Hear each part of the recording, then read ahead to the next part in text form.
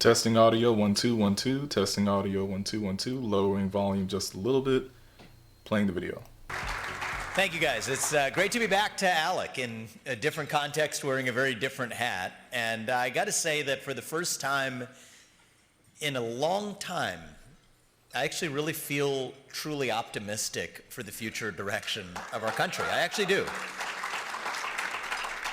And not in some fake politician way, because I will tell you, I was advised during the campaign, you got to be a little bit more sunny, say it's morning in America from time to time. I can't do that, because it's not morning in America, or it hasn't been right now. But I think on January 20th, I think we are about to see the beginning of that new dawn. And it did not come without a fight. And you think about over the course of the last year, this was a war that we won. I don't use that lightly. Multiple assassination attempts, you have multiple prosecutions, you have all the kinds of obstacles we haven't seen in the course of American history, in modern American history, and yet here we are on the other side of it with a unique moment where we've almost grown addicted to criticizing what the other side puts up. Wokeism, transgenderism, climatism, COVIDism, the radical Biden-Harris agenda. I've been the chief critic of all of these things in many cases. Now we have actually won the war. We now have two chambers of Congress at the federal level. You got a 6-3 conservative majority on the Supreme Court, a decisive mandate for a Republican president that we haven't seen in 2 decades. If we don't get this right now, we never actually will. And so it's now or never. And so Vivek Ramaswamy, for those of you who may not know, and we'll go through all of these people as we go through, there are 2 things I want to point out. Vivek Ramaswamy, who for those of you who don't know, ran for president during the Republican primary. He is an American-born citizen from Ohio, and throughout his campaign, a lot of what he's discussed thus far has been as it relates to government efficiency, but for the most part, protecting our freedoms, and for his point, getting back to what makes us Americans. In his view, as he mentioned before, it appears to him, through his perspective lens, that America as a whole, and particularly the Republican Party, does not focus so much on, or needs to focus less on, other people's values, mainly the Democratic Party's values, and really express to the American people why the conservative or Republican view is so important. That was his whole campaign. That was the entirety of his, or the main, he had many points, but one of his main points was emphasizing that the core of America is the ability of Americans and those who are in power to articulate eloquently their points of legislation, to articulate their points as it pertains to wars, and articulate their points as it relates to really anything. And from Vivek's perspective, Mr. Ramaswamy, his perspective is that Americans have lost this sense. So he ran on that throughout the majority of his presidential campaign.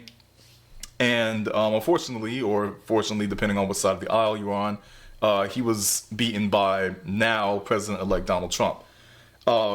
That clearly didn't stop his growth, as President Trump seemed to really like. And I think because Vivek Ramaswamy came from a background more so in business as opposed to politics, I think that also aided his role in becoming government, supposed Department of Government Efficiency. And so I'm not going to go too much into the background of Vivek Ramaswamy. As I mentioned before, he is a businessman turning politician, or at least an advocate for getting Americans back on the right track. And he doesn't, I'm sure he wouldn't advocate for himself being a politician, but nonetheless, he is taking a more active role in our political society. And so you can feel free to Google his background, but for the purposes of this video, I won't go too much more into detail about who he is. But the one thing I do want to touch on again is that his ideals, I believe, is what led him to gain more prominence, not only in the conservative party, but around America. His ideals and his beliefs that Americans need to return to this core of being efficient, allowing voters to have more say in our republic and our democracy, as opposed to what he believes now is occurring in what many conservatives would call the deep state. And so now that he has been, for all intents and purposes, appointed, and the official appointments haven't occurred yet, and they won't occur because Vivek Ramaswamy is not a political, he is not a secretary of any of our departments. He's not the Secretary of Energy. He is not the Secretary of Defense. He's not the Secretary of State. What is happening with Vivek Ramaswamy and Elon Musk, the owner of X, formerly known as Twitter, these two gentlemen are going into the year 2025 and throughout Donald Trump's presidency essentially as a task force. And so they won't need necessarily an appointment from Donald Trump. They will more so, because task forces, according to our Constitution, are not required they're not required to be ratified by Congress. And so a president, according to our Constitution, and maybe I'll put a clip up later on in this video regarding that specific language, but as a result of the powers of the president, it is not required for the president to have Congress certify a task force. The task force, which is, and I know it's called the Department of Government Efficiency, but in essence, the Department of Government Efficiency, or DOGE, is going to be a task force dedicated to reviewing and determining what inefficiencies exist within our government, whether that's staffing, whether that's waste, fraud, abuse, and Vivek Ramaswamy has been tasked with that charge, along with billionaire entrepreneur Elon Musk. That's the background of Vivek Ramaswamy, and maybe I'll make a separate video regarding him. What he's doing in this moment is speaking at one of the more important, if not the most important, legislative groups that exist within our country, and that is ALEC. If you look down at the bottom of my screen here, perhaps I'll see if I can, if you zoom in, you'll see ALEC written right beneath Mr. Vivek Ramaswamy's name. ALEC stands for the American Legislative Exchange Council. The name does exactly what it suggests. ALEC is not a formal group, which is sort of ironic given Mr. Vivek Ramaswamy's points of bureaucracy, but ALEC, the American Legislative Exchange Council, is not an official body within our government. It's not recognized by the Constitution. It is not nefarious. It is not malicious by any sense of the imagination, but it is a group of individuals, both senators and House of Representatives, and those in the private sectors and the corporations, coming together to create legislation for our country. Legislation is another word for rules for those who are more of our layman's viewers.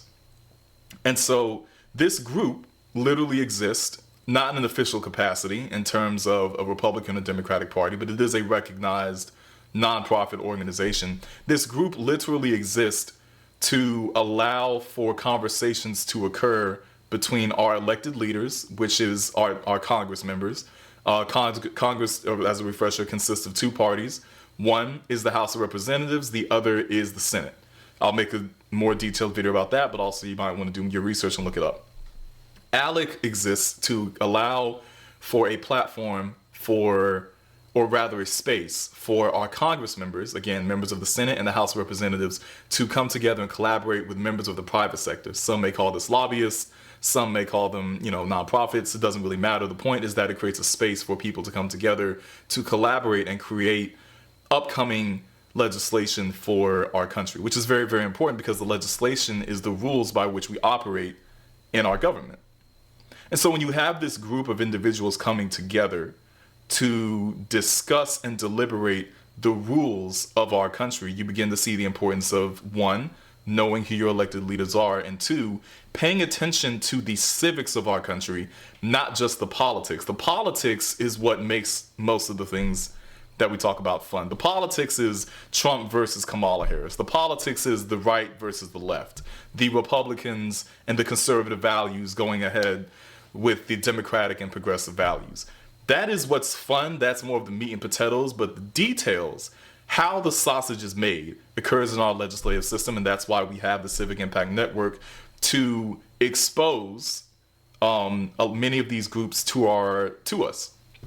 These groups have existed for quite a long time, but most of us don't pay attention to how the sausage is made. And ALEC, the American Legislative Exchange Council, is certainly one of the groups that allow for the sausage to be made. And most of their information is available publicly. And so we're going to be paying very close attention to ALEC throughout this channel. We'll be paying very close attention to the various departments, and of course Trump's picks and nominees for the various departments of, defense, secretary, what have you, the various departments within our government. But I wanted to point out, and I went on a very long tangent to get there, but I wanted to point out ALEC because ALEC creates, again, some of the most important legislation within our country.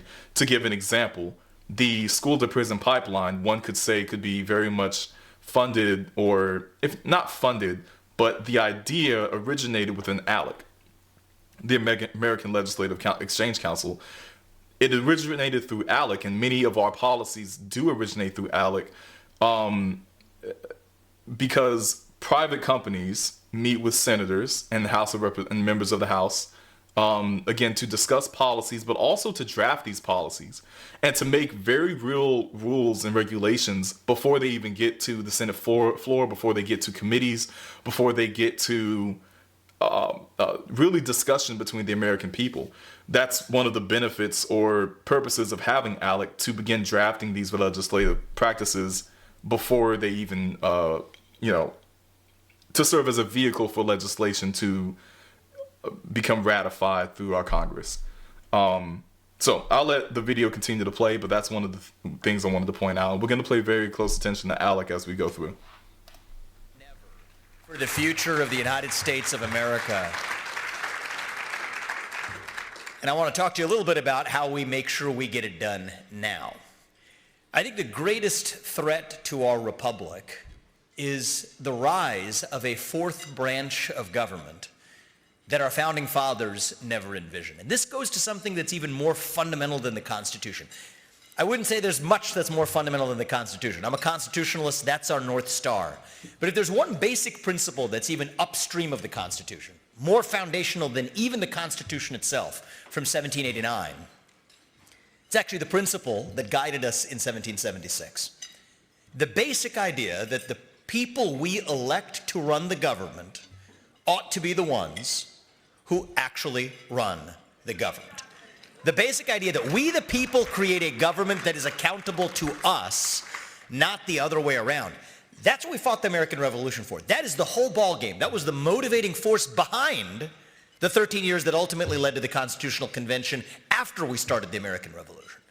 That's the whole ball game. If we don't have that, we don't have a democracy. It's all a sham if the people who actually make the rules, the edicts that bind us, can't be voted out of office, and if we never voted for them in the first place. And yet, the dirty little secret in America today is that the people we elect to run the government are not actually the ones who run the government. They're unelected bureaucrats who are not even appointed by those who were elected, but are historically those who have viewed themselves as immune from firing. Let's stop there and talk about that for just a moment. Sorry, I need to adjust my audio. Let's stop right there and talk about that for just a moment, because I think context in this particular situation matters very much. What he's talking about, and I won't go too much into depth on what we're going to go into depth of what he's talked about. I'm not going to belabor the point that he's making. Clearly, he's stating that, in his belief, many of our decisions and regulations made in the United States of America do not occur as a result of Congress making decisions.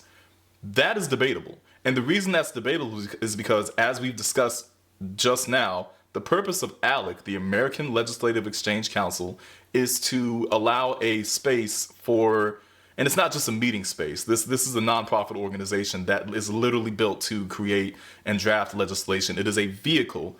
Look it up for yourselves. I'll make a separate video. It is a vehicle for legislation to become ratified through Congress. And the reason that vehicle exists is because human nature exists. Congressmen have many things on their plate.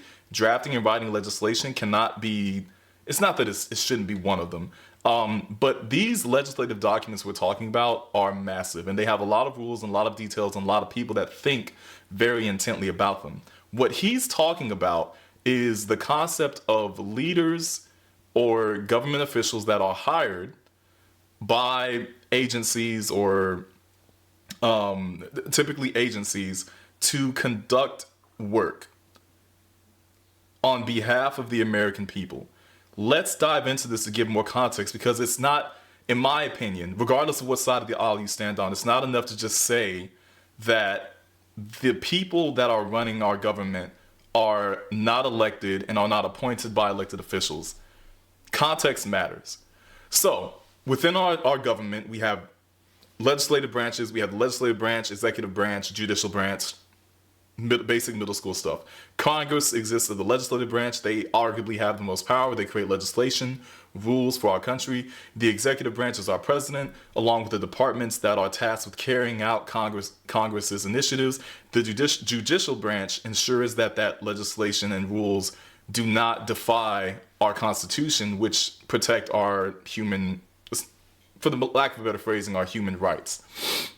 From that, we have within departments appointees or selections from the president. So the president goes through and he hires secretaries.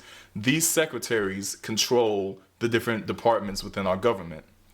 Within those departments of our government, underneath the secretaries that the president appoints, there are department directors, commissioners, essentially, for lack of a better phrasing in the private sector, CEOs of the departments, so that the organization of the department is met with a human being.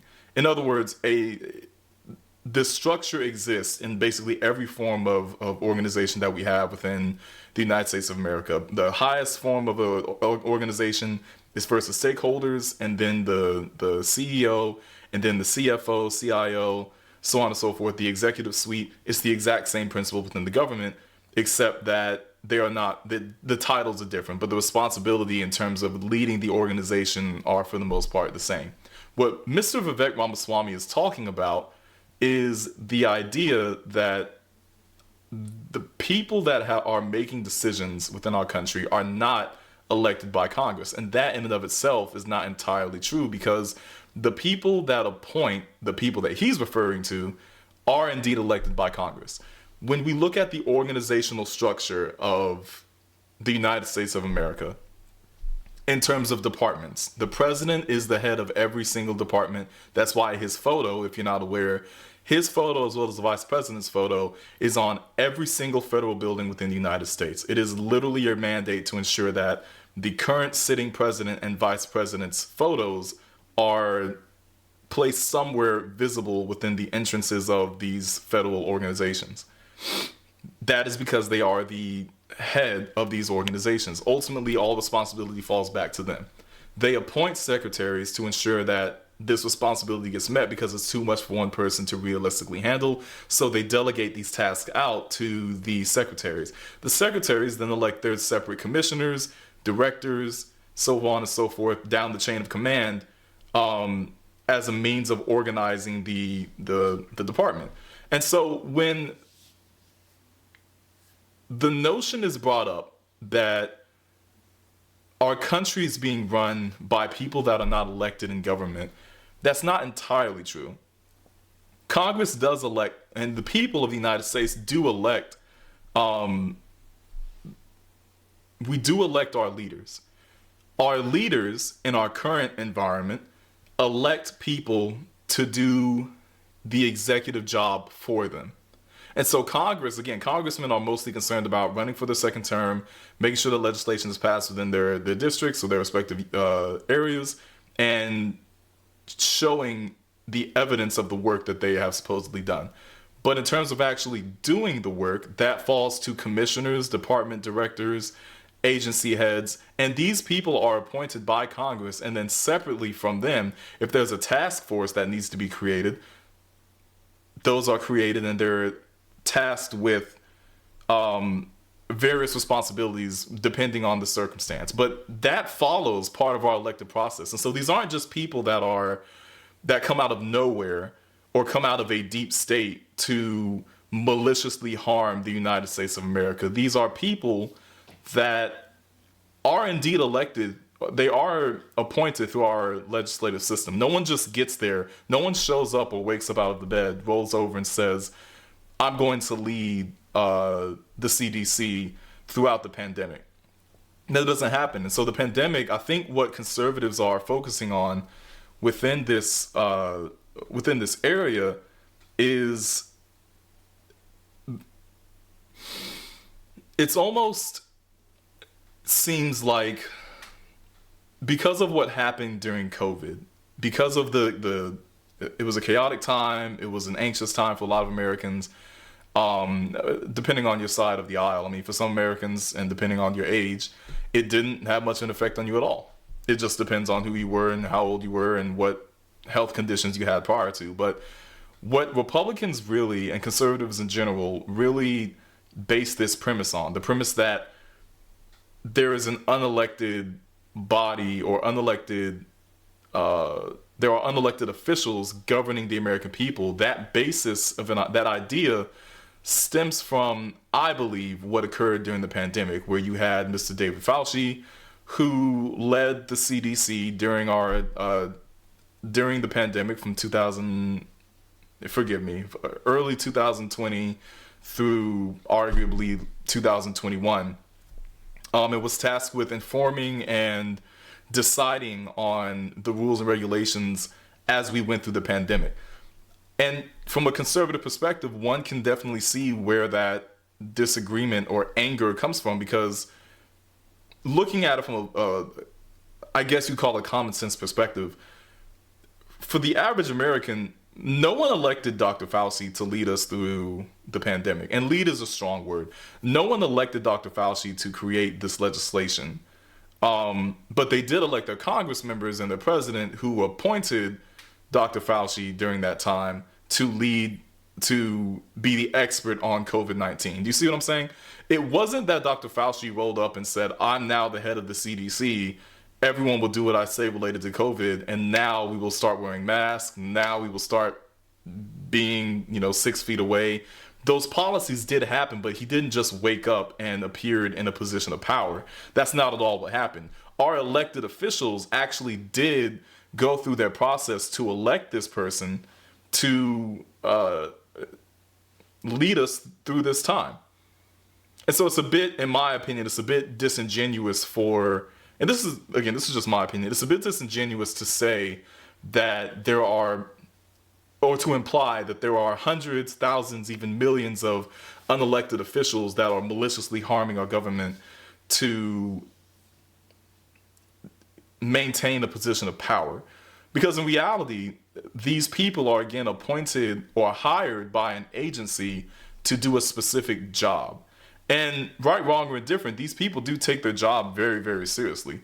The leader of the Federal Reserve, Mr. Jerome Powell, is not an elected official. He was not elected by the United States of America citizens to be the leader of the Federal Reserve. But he was hired and put in that position by Congress to be impartial and to do his job and to ensure that the economy within the United States of America remains manageable and intact and not off the rails. That's the whole purpose of the Federal Reserve, which is a separate entity from the president. It is a separate organization from Congress.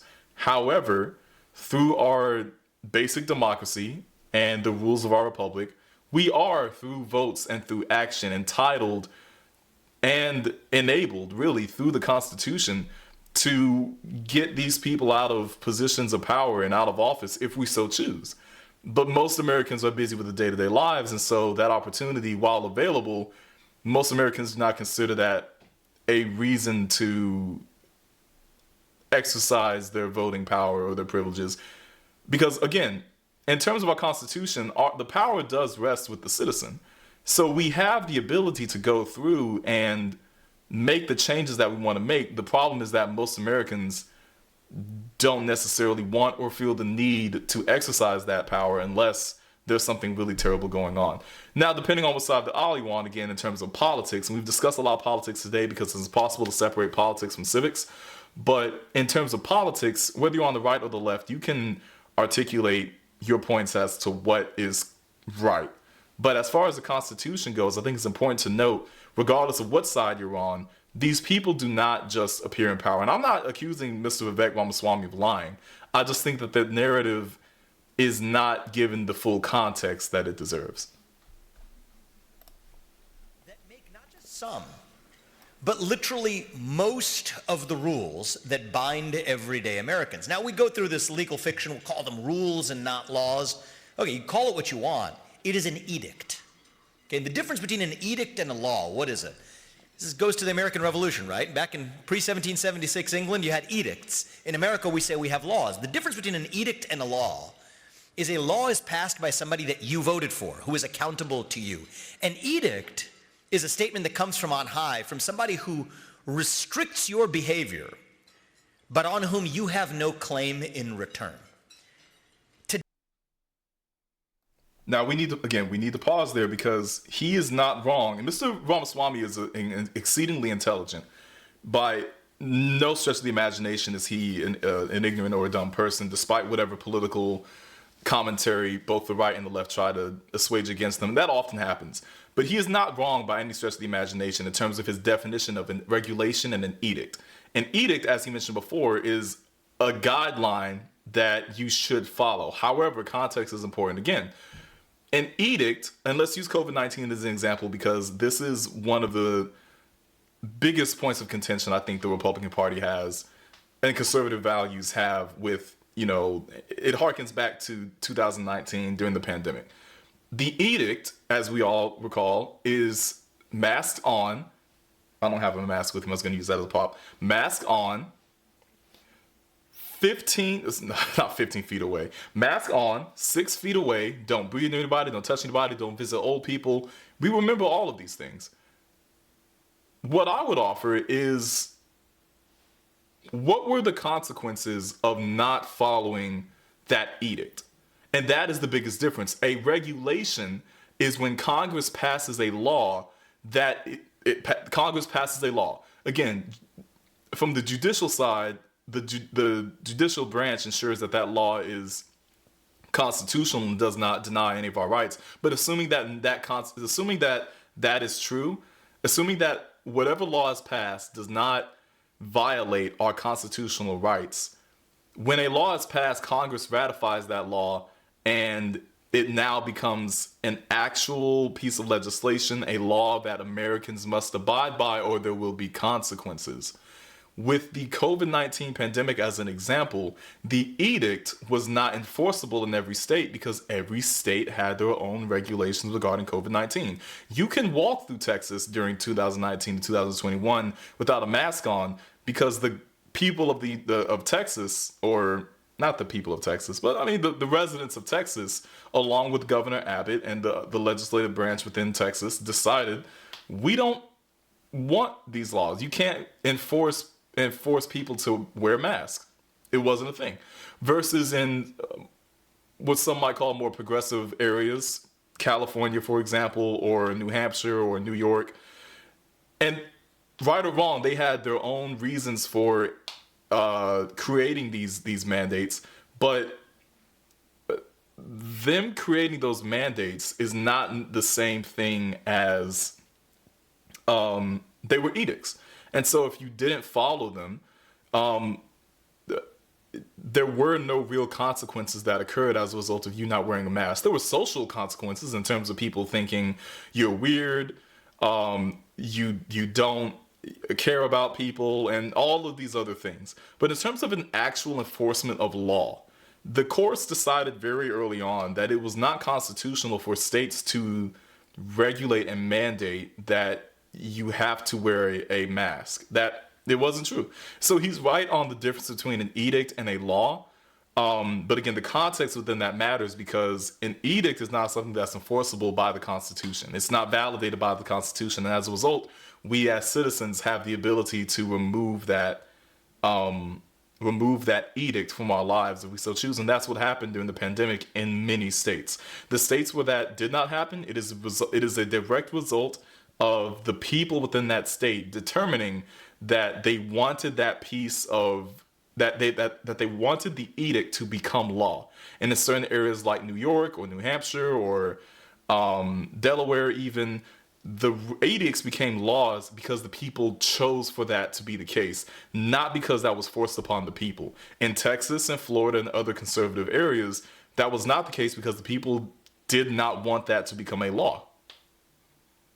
The people still have the power at the end of the day.